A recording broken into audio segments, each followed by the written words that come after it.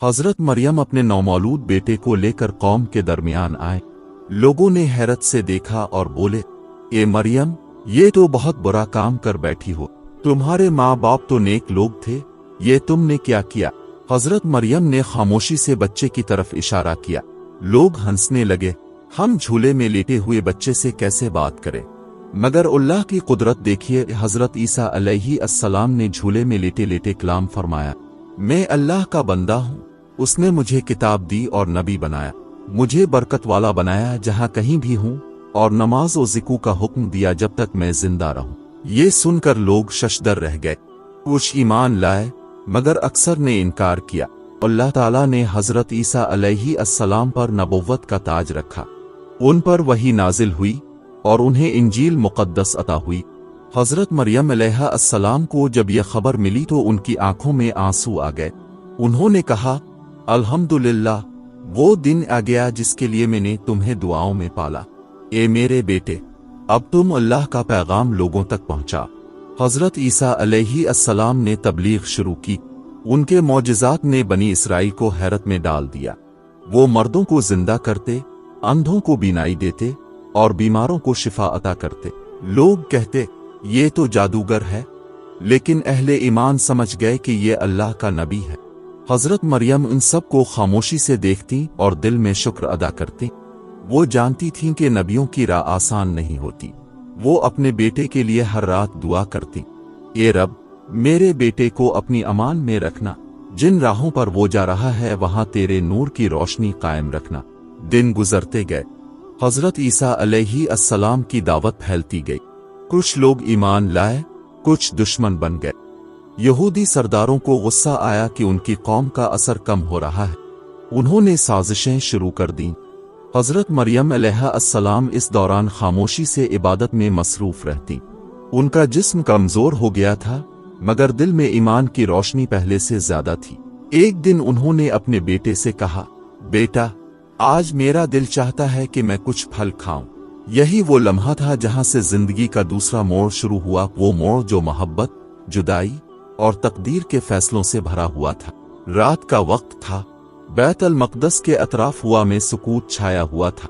हजरत मरियम अलैहिस्सलाम अपनी मामूल की इबादत के बाद खामोशी से बैठे थीं।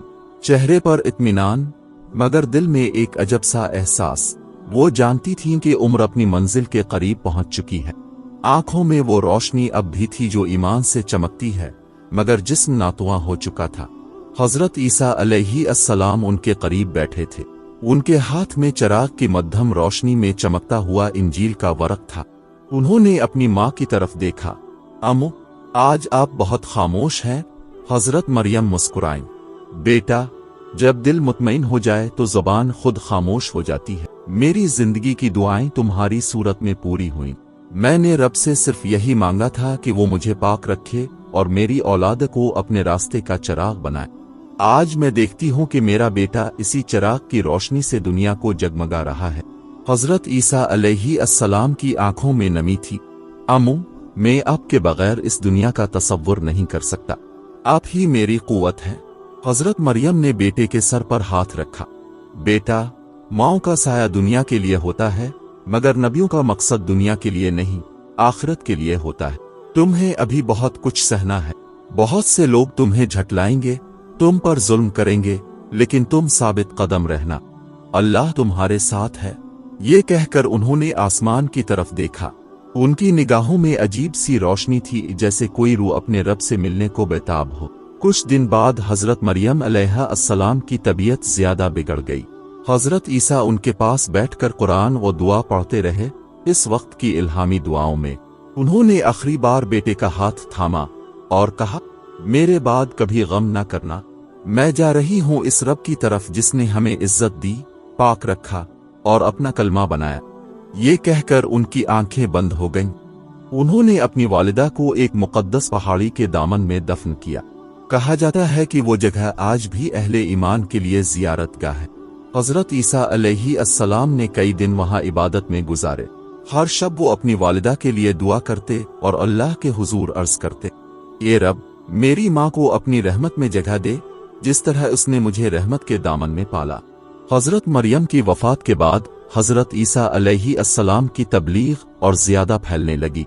वो बनी इसराइल के शहरों में घूमते, बीमारों को शिफा देते, अंधों को बीनाई देते, कोड़ियों को पाक करते और अल्लाह के इज़्न से मर्दों को जिंदा कर देते। उनके हाथ से जब मुर्दा जिंदा होता तो लोग कांप जाते।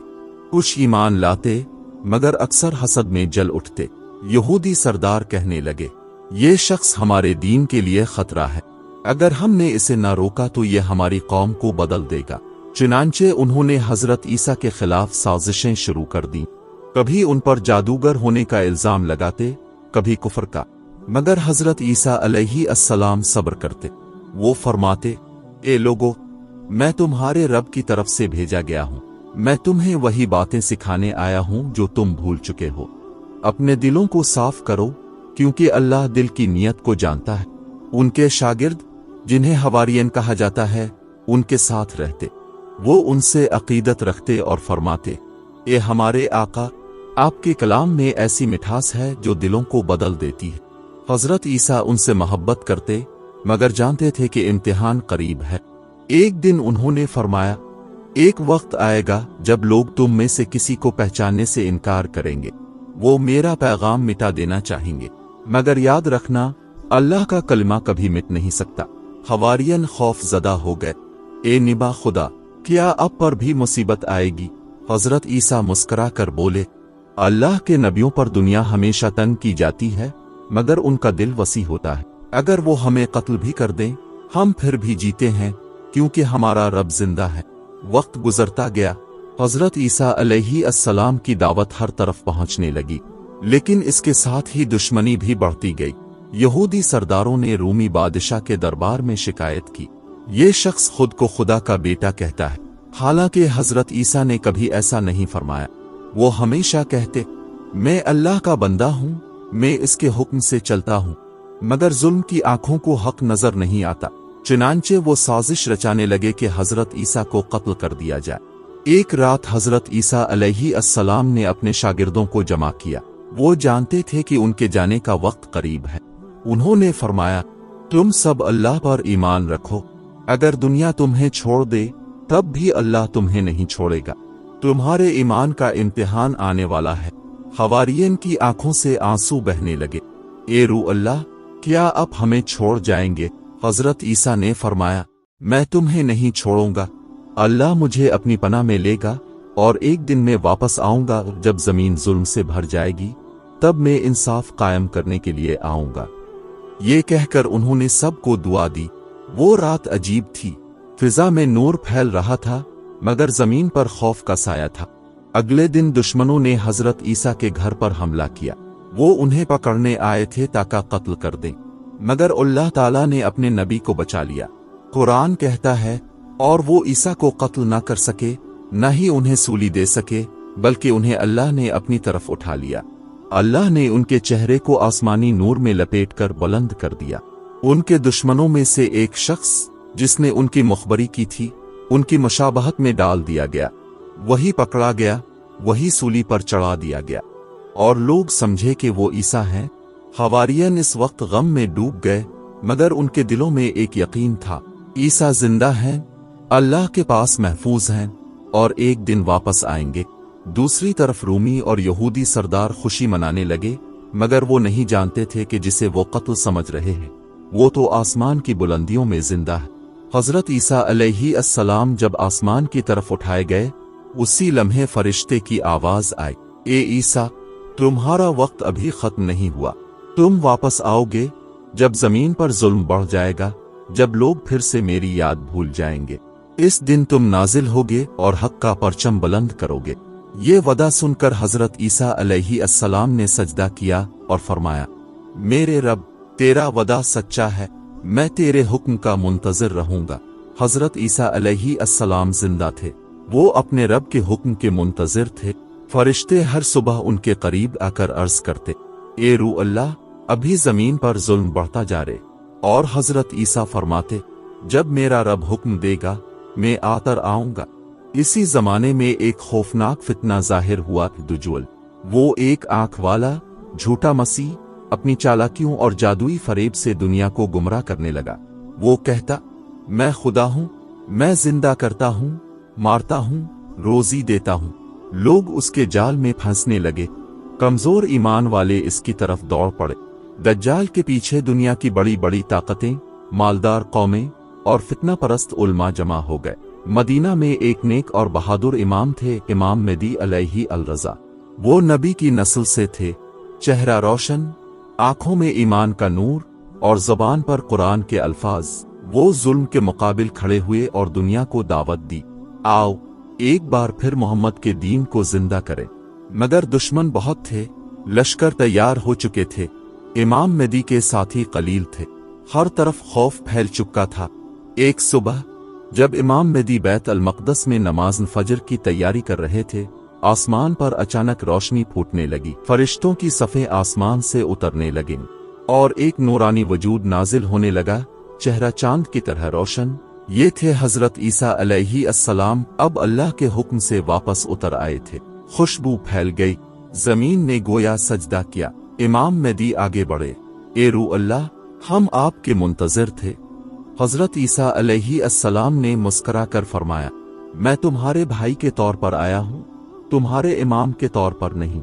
आज तुम ही नमाज पढ़ाओगे। इमाम मेहदी ने अर्ज किया, आप इमाम हैं, हम सब आपके पीछे हैं। हजरत ईसा ने फरमाया, ये उम्मत मोहम्मद की है, इस उम्मत के इमाम तुम हो। मैं अल्लाह के नबी के उम्मती की हैसियत से तुम्हारे पीछे नमाज पढ़ूंगा। और यूं ईसा अलैहि अस्सलाम ने इमाम मेहदी के पीछे नमाज अदा की। ये मंजर जमीन व आसमान के लिए बाइस फख्र था। नमाज के बाद लश्कर तैयार हुए। दज्जाल अपने पैरोकारों के साथ शाम की वादियों की तरफ बढ़ चुका था। इसके साथ हजारों यहूदी, फासिक और शैतान के परस्तार थे।